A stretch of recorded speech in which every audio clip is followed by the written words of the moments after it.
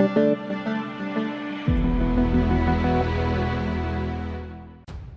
to hard reset Pixel 7 Pro. Step 1. Begin with using power key, then disable your Pixel 7 Pro. Step 2. Push down volume down and power key at the same time until boot mode appears.